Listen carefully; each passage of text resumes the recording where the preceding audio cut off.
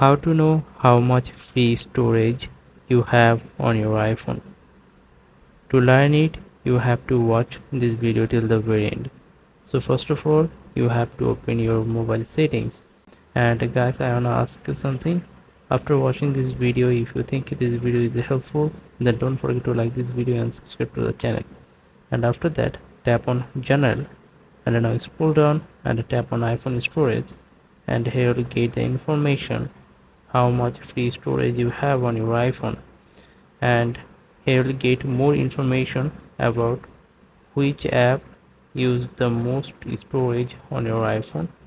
And I hope you understand the full process. If you think this video is helpful, then don't forget to like this video and subscribe to the channel. I will catch you in the next video.